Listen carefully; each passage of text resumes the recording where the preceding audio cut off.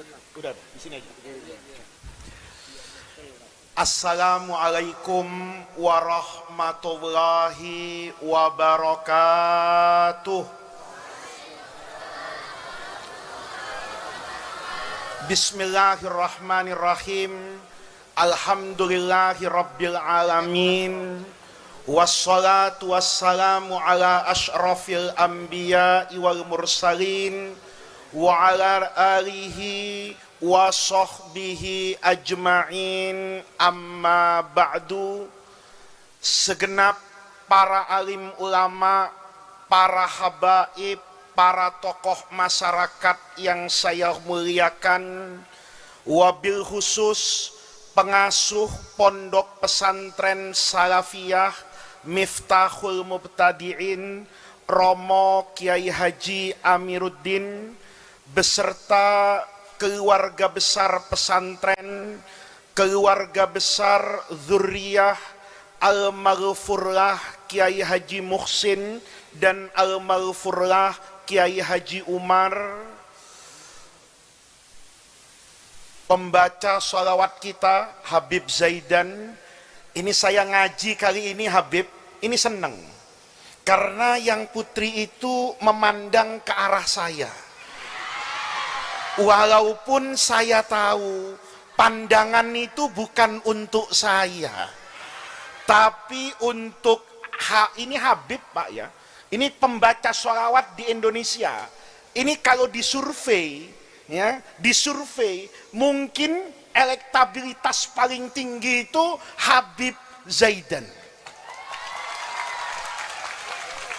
Bisa karena suaranya yang merdu, bisa karena ketampanannya yang memukau, bisa juga karena istiqomah dalam kejombloannya. Jadi pandangan ini ke saya, ini pandangan yang menipu Kiai. Seakan-akan menunggu mauidhah hasanah, tetapi yang putri-putri ini sebetulnya sedang menunggu takdir langit agar doa-doa panjang mereka itu dikabulkan oleh Allah, walaupun tidak berjodoh, minimal ada tatapan hangat dari Habib Zaidan malam ini. Pejabat-pejabat pemerintah yang saya hormati, Bapak Bupati yang akan datang, Bapak Wakil Bupati, Bapak Kapolres, Bapak Wakil dari TNI, Pak Camat, Pak Lurah, Kepala Desa yang saya hormati, hadirin hadirat sekalian yang berbahagia. Malam hari ini kita kumpul di lapangan ini sejatinya melakukan satu tradisi budaya khas Indonesia, tetapi budaya dan tradisi yang diajarkan oleh guru-guru kita itu sebenarnya merupakan implementasi terjemah hidup dari ajaran Islam. Kita itu jadi santri, jadi muridnya para kiai, jadi muridnya para habaib di Nusantara ini. Itu perlu bangga. Ada banyak tradisi, budaya, amalan, kebiasaan itu yang menjadi ciri khas Indonesia, tidak ada di negeri lain, tetapi dia dibangun dengan fondasi pemahaman keagamaan yang kuat. Rasanya kalau Bapak Ibu pernah keliling dunia Islam, dari Maroko yang berbatasan dengan Samudra Atlantik sampai ke Merauke di Papua yang berbatasan dengan Samudra Pasifik, ada puluhan ribu kilometer negeri muslim, itu nggak ada yang bikin acara haul kayak di Tegal Kubur nih, nggak ada. Coba datang ke Mesir, Yang ada Al-Azhar yang katanya imam ahli sunnah. Nggak ada. Mendoakan orang dari tadi pagi kan Kiai. Ada ngaji kubur, ada yang bil ghaib, ada yang bin nazar, ada yang doa arwah, ngumpulin orang selapangan, yang di atas dikasih kue, dikasih buah, dikasih burger, ya kan? Yang di sana cukup dengan memandang ketampanan Habib Zaidan saja. Ini betul-betul khas Indonesia. Tapi yang khas Indonesia itu kadang-kadang maknanya luar biasa, Pak. Saya ambil satu contoh misalnya nih. Saya punya anak Kiai, itu suka sejarah. Jadi kalau jalan ke tempat-tempat liburan, itu minta ke tempat yang bersejarah. Kalau ke luar negeri yang ada nilai sejarahnya, kalau di Indonesia yang ada nilai sejarahnya. Saya misalnya, ini sudah dulu anak saya masih kecil, itu dulu anak saya, itu pernah minta sama saya, mau melihat kebesaran kerajaan Majapahit. Kan sekarang dibangun miniaturnya itu di Trowulan, di Mojokerto sama Pemprov Jawa Timur. Saya datang, ngelihat Majapahit. Nah, kalau saya datang ke tempat bersejarah, itu biasanya saya membayar orang, gaet. Karena kan saya nggak tahu Majapahit sejarahnya detailnya kayak apa. Kalau ke Borobudur juga nggak tahu saya cungkupnya ada berapa. Sama kiai di sini, ustadz, Habib, Anda semua pernah umroh ke Mekah, pernah ziarah ke Rasulullah di Madinah. Kalau saya tanya, menara Masjid Nabawi ada berapa? Yakin nggak tahu? Yakin nggak tahu? Menara Masjid Nabawi ada berapa? Tiang di Masjidil Haram itu ada berapa? Nggak tahu. Tapi kalau mutawif pasti tahu. Karena kalau nggak tahu nggak dibayar sama travelnya, kan begitu. Jadi dia tahu menaranya ada berapa. Maka saya kalau ke tempat sejarah itu nyewa gaet. Pulang dari Mojokerto, kata saya, nak kita ke Jogja, ada acara saya, nanti sekalian sholat. Kata anak saya, Abi, boleh sholat, tapi di tempat masjid yang ada sejarahnya. Maka saya ajak ke Masjid Gede Kauman di Jogja itu, sholat dengan anak saya. Anak saya itu selesai sholat, itu matanya terganggu. Kata anak saya gini, Bi, lihat Bi, aneh masjid ini. Saya bilang, apa anehnya nak? Lihat gambarnya nih, ornamen di dindingnya itu gambarnya buah salak. Anak saya, itu yang ada di kepalanya, kalau masjid itu pantesnya kurma. Ini kan ada orang yang kadang-kadang buah, binatang itu dianggap ada agamanya. Kalau cemara itu pohonnya orang Kristen, kalau kurma itu pohonnya orang Arab. Kan kasihan nanti burung gereja, ya kan? Kalau mau ngaji ke masjid diusir sama takmirnya loh. Kamu ini bukan burung masjid, burung gereja. Wah kasihan. Yang namanya burung yang itu kan tidak ada urusan. Nabi Muhammad itu kalau Ramadan itu berbuka pakai kurma yang manis karena di Madinah.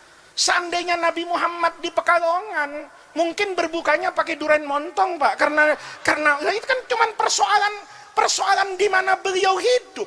Nabi Muhammad dulu siwakan, Habib Zaidan sekarang pakai pasta gigi. Loh kan sama saja. Karena yang ibadah itu bukan siwak, bukan sikat giginya, tapi kebersihan namanya itu, mulutnya. Selama mulutnya bersih, yang namanya siwak, yang namanya sikat gigi itu cuma alat.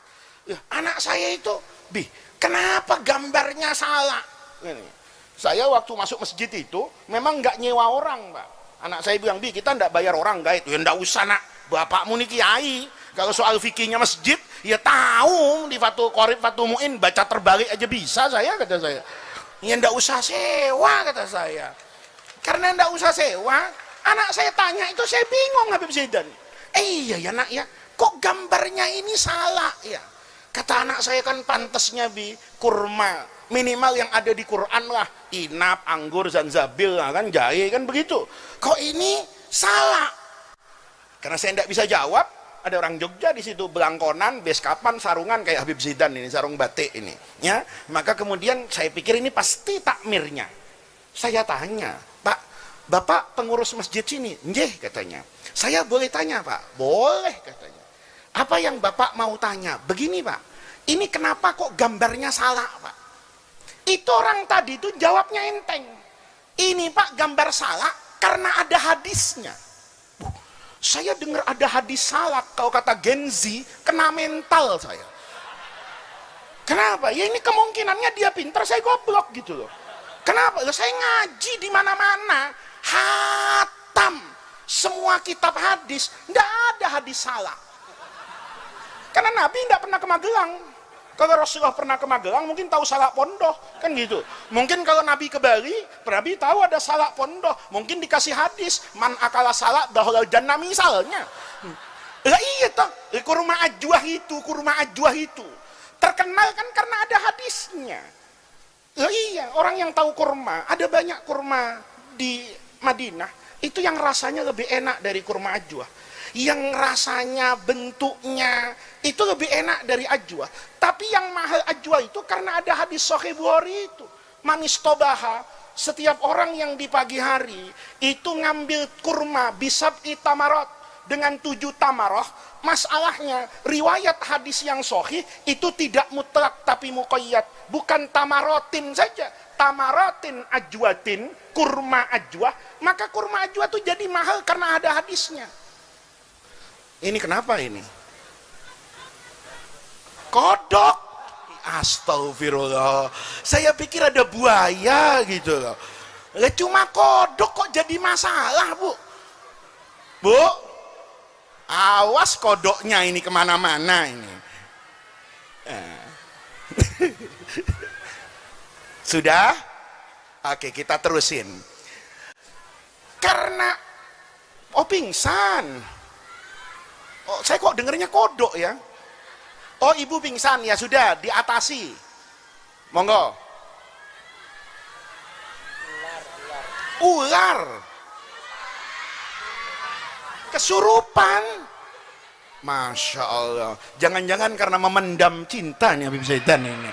Sampai kesurupan piye iki ketong Jawa nih. Saya ini pengalaman, Pak. Baru kali ini saya ngaji ada orang kesurupan ini. Ya. Sudah selesai kesurupannya? Monggo, banser yang kesurupan itu. Sudah dibacain sholawat, Ibu? Sudah?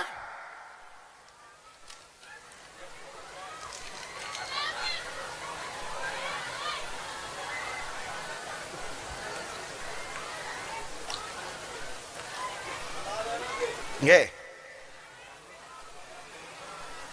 Dipegangin mawon dulu Bu, sampai yang ini masuk nanti.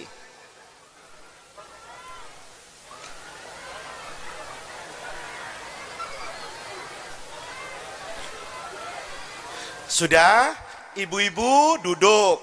Nanti sudah ada yang ngurus. Itu sudah ada santri yang mau bantu masuk. Di luarnya ada petugas keamanan. Monggo tenang lagi, tenang, Ibu. Ibu duduk sudah, aman, insya Allah aman. Itu sudah ada ansor masuk itu. Masih teriak ya? Nah itu.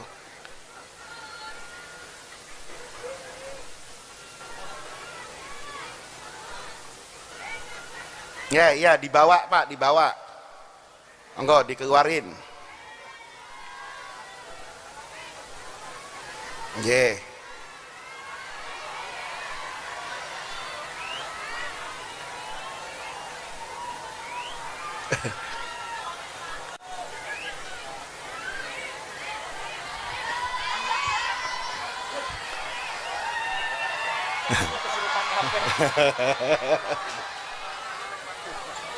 Resikonya orang ganteng, ge. Sudah ya, kita lanjutkan. Nah, hadirin hadirat sekalian, ketika dia jawab itu ada hadisnya, saya itu kena mental. Saya tanya, hadis apa Mas katanya? Jawab orang ini, begini Pak, tempat yang Bapak sholat tadi itu di zaman Kesultanan Mataram, itu tempat para kiai ngaji. Jadi dulu kan tidak ada kelas, tidak ada madrasah. Orang belajarnya itu di masjid. Saya bilang, oh ya oke lah, itu tempat sekolah kayak mau madrasah, tapi apa urusannya dengan salak? Orang itu jawab, apa Bapak tidak tahu? Dia enggak tahu Pak kalau saya pengurus PBNU gitu. Dia enggak tahu kalau saya ini kiai. Apa Bapak enggak tahu katanya? Apa Mas? Hadis yang mendorong orang untuk rajin datang belajar itu bunyinya apa? Saya jawab, man salaka tariqan yaltamisu fihi ilman sahalallahu lahu bihi tariqan ilal jannah. Saya mendadak goblok gitu. Kok saya ndak pernah terfikir ya, man salaka itu jadi salak itu piye gitu. Ngajinya hebat nih, canggih gitu. Kata orang tadi, kalau hadisnya ditulis Pak, kepanjangan, ngafalnya sulit, begitu hafal belum tentu ingat, begitu ingat belum tentu paham. Tapi kalau dikasih salak, ingat dia. Oh ini yang soal salaka-salaka itu, ngaji, langkahkan kaki dari rumah ke tempat itu, Allah mudahkan jalannya ke surga. Hebat kan budaya itu? Hebat kan tradisi itu? Orang lihat salak ingat ngaji. Kalau saya lihat salak ingat harganya. Ini salak buku. Tidak semua hadis itu hanya buku. Tidak semua hadis itu hanya di Bukhari. Mungkin ada di Muslim, ada di Abi Daud, ada di mana-mana. Tapi kalau Quran kan terbatas. Semua orang yang hafal Quran 6.236 ayat yang dikumpulkan menjadi 30 juz dalam 114 surah itu tahu mulainya Al-Fatihah, Al-Baqarah sampai An-Nas. Saya mikir-mikir, apa ada ayat wajib ini, apa ada? Begitu sampai katanya ada di Quran, saya tanya, ayat apa Mas? Begini Pak katanya. Ini dulu nih Pak yang ada wajib ini. Itu tempat para hakim di pengadilan Kesultanan Mataram memutuskan perkara. Ini tempatnya penegak hukum yang akan menentukan siapa yang benar dan siapa yang salah. Saya bilang, iya mau pengadilan kek, mau apa kek, urusan wajib itu apa? Ya kan ada ayatnya Pak. Apa ayatnya? Waji'ah yauma idzin bi jahannama yauma idzin yatadzakkarul insanu wa anna lahu dzikra. Nanti kata Allah, orang itu sebelum berhadapan dengan surga dan neraka dihisab, itu Allah lihatkan kepada semua orang dahsyatnya neraka jahanam. Hari itu semua orang takut dan menyesal, ingin kembali ke dunia ini dengan membawa amalan soleh. Maka kata dia, ditaruh wajib supaya penegak hukum tidak bermain-main dengan hukum. Saya dengar begitu, kepengen kalau jadi presiden, semua kantor polisi tak pasangin wajib Pak. Semua pengadilan, kejaksaan, pejabat, sare wajib semua. Insya Allah tidak ada maling korupsi APBN, tidak ada. Ini yang tepuk tangan biasanya yang tidak dapat bansos ini. Paham saya, udah paham, hatam saya sama pengajian nih. Oh, kalau tepukin pejabat tuh biasanya ini tidak dapat bansos Pak. Kalau dapat bansos biasanya ateng khusyuk. Lihat, ini simbol Pak, simbol betul. Saya keluar ke depan, kata anak saya, lihat Bi, yang ditanam pohon sawo. Saya bilang, ada apa nak? Ini pohon sawo. Tanya-tanya Bi, kenapa sawo? Saya tanya, Mas, ini kenapa depan masjid kok sawo baris kayak begini? Ngomong dia, Bapak kan tahu, pekerjaan apa yang paling afdol dikerjakan di masjid? Ya sholat berjamaah kata saya. Nah Pak, kalau berjamaah, yang paling sempurna yang mana? Yang lurus. Makanya imamnya itu sebelum sholat berjamaah, dia pasti mengatakan istawu sawu sufufakum fa inna tasfiyatas sufuf min tamamis sholat. Baru Allahu Akbar. Begitu dari luar masjid lihat pohon sawo, ingat sawu, nanti kalau berjamaah lurus. Zohirnya pohon sawo, substansinya hadis Nabi. Cakap nggak? Bangga nggak jadi orang Indonesia? Bangga. Termasuk malam ini. Kita ini malam ini. Ini kan ada dua substansi yang nggak boleh lupa. Yang pertama, kita datang sini jadi ingat mati Pak. Lah iya, malam ini kan kita haul Kiai Muhsin yang ke-72. Berarti tahun depan haul Kiai Muhsin yang ke-70 itu kalau Anda hidup.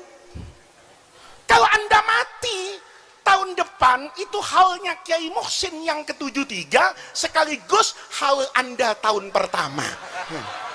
Nah, terserah siapa yang mau duluan. Saya sih belakangan enggak apa-apa kalau soal ini, ya. Ahlan wa sahlan, kalau ada yang mau mendahului saya dengan senang hati, saya akan datang tahun depan insyaallah, umur saya panjang, ini haul Kiai Muhsin ke-73 dan haul Anda yang pertama. Nih, ingat kita. Tadi kita baca tahlil untuk siapa? Untuk Kiai Umar, untuk Kiai Muhsin. Apa besok malam kita pasti hidup? Belum tentu. Siapa tahu nanti malam itu tahlilan pertama Anda. Bukan saya, Anda tahlilan pertama. Bener nggak? Bener nggak? Berarti haul itu ada dalilnya nggak? Ada.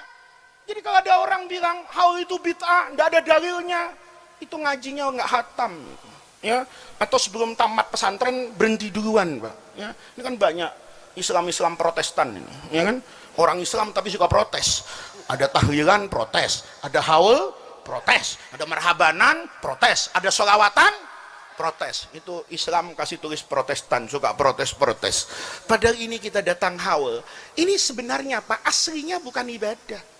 Tapi dia bernilai ibadah karena mengerjakan apa yang diperintahkan Nabi. Perintah Nabi itu aktsiru dzikra hadzimil ladzat, banyak-banyak ingat mati, karena kalau Anda ingat mati, hidupnya lurus. Makanya dulu coba makam Wali Songo. Itu di masjid-masjidnya, itu mesti ada kuburan. Orang sering nanya sama saya, kenapa masjid dulu ada kuburannya? Karena orang dulu tuh rajin sholat, rajin berjamaah. Begitu masuk masjid, lihat kuburan. Sholatnya khusyuk enggak? Khusyuk enggak? Khusyuk. Kenapa? Ingat kuburan. Kalau saya sekarang enggak khusyuk sholatnya. Masuk mihrab, mimpin jamaah, tukang sate depan masjid. Ya kan? Saya Allahu Akbar, ngipas-ngipas dia. Begitu ngipas-ngipas, saya kan mikir, ini satenya Wendy's apa cempek lemu ya, kata saya. Nah, ini kan ngerusak, Pak. Tapi kalau di depannya kuburan, Masya Allah, ini orang mati, nanti saya begitu, khusyuk sholatnya. Keluar dari sholat, lihat kuburan, langsung pulang. Nah, sekarang keluar masjid ada warung janda, mampir dia, gitu. Lihat nih, itu namanya tradisi. Tapi dia bernilai ibadah, maka mendapatkan pahala. Yang pertama tuh, kita datang ke haul tahlilan, itu jadi ingat mati. Yang kedua, kita ngirimin doa nih. Ini doa yang paling penting, Pak. Orang yang ada di kuburan, itu yang paling ditunggu itu, ya doa dari kita. Nih yang terakhir, ndak panjang-panjang, saya tahu, sudah kangen sama suaranya Habib Zaidan ini, kan? Kalau suara saya itu kan serak-serak banjir, Pak. Kalau beliau ini serak-serak mendayu-dayu. Ini yang terakhir, Pak. Doa yang paling penting itu, yang diharapkan sama almarhum, itu doa orang hidup. Imam Ghazali di Ihya, atau yang ngaji syarahnya Fathul Mu'in, I'anatut Talibin, atau yang ngaji Al-Jami' li Syu'abil Iman, punya ahli hadis namanya Imam Al-Baihaqi, itu meriwayatkan satu kisah menarik. Kata beliau, karena rajulun yakhtalifu ilal jabbanah yaumat ta'un. Ada satu masa di mana terjadi wabah penyakit, kayak kemarin waktu corona itu orang mati tiap hari. Maka ada rajulun yakhtalifu ilal jabbanah, ini relawan. Kerjanya kalau ada orang mati, dimandikan, dikafani, disolati, dikubur. Selesai ngubur, balik ngambil jenazah lagi sampai ke kuburan, begitu terus. Faida amsa, kalau sudah sore mau maghrib itu dia pulang. Karena dulu kan tidak mungkin ngubur malam-malam, tidak ada listrik. Maka kalau sudah maghrib, orang itu berhenti dari tugasnya, tapi sebelum pulang, waqafa ala babil qabri. Berdiri di depan pintu kuburan, di gapuranya itu. Ngomong ini dengan 4 kalimat doa, singkat, Pak. Rahimallahu hurbatakum. Anasallahu wahsyatakum. Wa rahima hurbatakum. Wa tajawaza an sayyiatikum. Wa qabila hasanatikum. Mudah-mudahan Allah menemanimu dalam dahsyatnya alam kubur. Allah menurunkan rahmatnya untuk menungguimu dalam keterasinganmu. Allah ampuni dosamu dan Allah terima pahalamu. 4 kata, Bu. Pulang dia. Nanti besok begitu, besok begitu. Hingga satu hari, orang ini nguburnya kemalaman. Jenazahnya terlalu banyak, dia baru selesai jam 10 malam. Karena baru selesai jam 10 malam, panik. Sudah malam, dia takut. Begitu jenazah yang terakhir hari itu, dia langsung pulang. Nggak lagi waqafa ala babil qabri, nggak lagi berdiri di pintu kuburan, langsung pulang. Nggak doakan mayat jenazah-jenazah ini di alam kubur ini. Begitu sampai rumah, dia mandi tidur, mimpi. Apa mimpinya? Fa idza biya khalqun katsir. Rumahnya itu dikepung. Apa dikepung? Tuh tahu dikepung, Pak? Ya, dirubung. Ya, dirubung rumahnya tuh sama orang banyak betul. Maka orang itu nanya dalam mimpinya, "Man antum? Kamu siapa? Kenapa kok ngerubungi rumah saya?" Jawab orang itu, "Nahnu ahlul maqabir." Kami ini penduduk kuburan. Kata orang tadi, "Apa urusan kamu dengan saya?" "Awwattana minka bihadaya." Engkau ini memanjakan kami dengan hadiah setiap sore. Kata orang tadi, hadiah apa? Doamu tiap sore. Nih, kalau bahasa sekarang, kalau orang itu berdoa menjelang maghrib tuh sore sebelum pulang, itu selesai orang itu berdoa, itu malaikat turun, Pak, ke kuburan, bagi-bagi Samsung dengan iPhone. Ya, ntar kalau mau ngaji detail datang ke rumah saya. Apa betul, Pak, ada iPhone di alam kubur? Ada. Ya, dibagi-bagi nih, ada Samsung, ada iPhone, ada aplikasi GoFood akhirat. Nah, nih, saldonya 1 juta. Maka kata orang ahli kubur, begitu kamu berdoa kepada kami, Masya Allah, ini ada saldo GoFood 1 juta. Maka kami pesan nasi goreng, sate kambing, kopi, macam-macam. Sampai kapan? Sampai besok sore ini. Besok sore asar dapat notifikasi nih dari Telkomsel akhirat, ya, masuk lewat aplikasi GoFood alam barzah, saldo habis. Karena dipakai belanja terus. Tapi kami tidak khawatir. Karena itu habis jam 3, engkau jam 5 berdoa, maka kami dapat top up. Nih. Jadi ada top up di kuburan, gitu. Ada top up. Jam 5 kami di top up, pahala lagi nih, saldo lagi. Besok kami jam 3 habis, tenang. Kenapa? Jam 5 top up. Hingga tadi nih, habis jam 3, jam 5 ndak ada yang top up. Maka kami cek ke Telkomsel, jangan-jangan paket internetnya habis atau ada gangguan sinyal di alam kubur. Ternyata kata malaikat penjaga sinyal, ini sinyal normal, paketnya banyak, memang tidak ada yang top up. Maka kami kejar sekarang. Nih, Bapak Ibu mikir, ya. Kata guru saya dulu cerita waktu ngaji itu. Ya, kata guru saya, Prof. Muhammad Said Ramadan Buti itu pernah ngaji gini. Nanti orang di alam barzah itu ada yang kelakuannya kayak pengemis. Pengemis itu kalau di kota, kalau nggak hari Jumat nggak ada. Hari Senin tuh kita sholat duhur, nggak ada pengemis. Tapi kalau hari Jumat, pengemisnya ada. Kenapa? Itu pengemis hari Jumat ada karena dia ingin mendapatkan sedekah dari orang yang kata sekarang tuh bahasanya Jum'ah barokah. Maka nanti arwah di alam kubur itu ada yang begitu, Pak. Kalau hari Jumat, habis subuh, itu semua arwah datang ke masjid.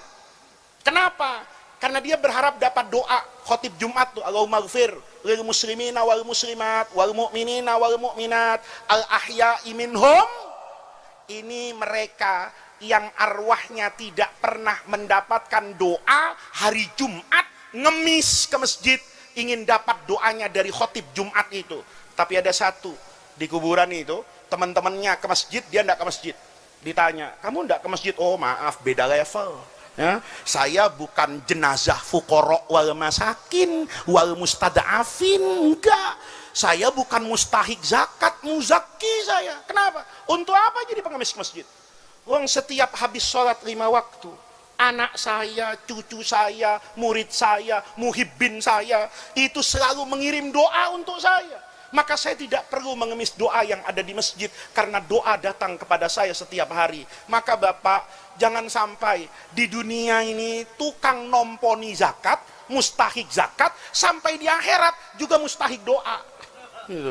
Nanti itu bisa terlaksana kalau anak bapak generasi setelahnya dikirim ke pesantren ini, ngerti tahlil, ngerti tawassul, ngerti tabarruk, insya Allah nanti yang di alam kubur ini akan bisa bahagia. Ini rasanya Kiai Amir yang bisa saya sampaikan. Mudah-mudahan Allah jadikan jam'ana hadza jam'an marhuma wa tafarruqana min ba'dihi tafarruqan ma'suma. Mudah-mudahan Allah Subhanahu wa taala senantiasa membersamai kita semua, membersamai keluarga kita, zuriyah kita, orang-orang yang kita cintai dan orang-orang yang mencintai kita, dan juga pondok pesantren Miftahul Mubtadiin ini mudah-mudahan senantiasa kita semua dibersamai dalam rahmat dan ridho Allah sampai al-firdausil a'la. Rabbana atina min ladunka rahmah wa hayyi lana min amrina rasyada. Allahumma la tahrimna khaira ma indaka li syarri ma indana.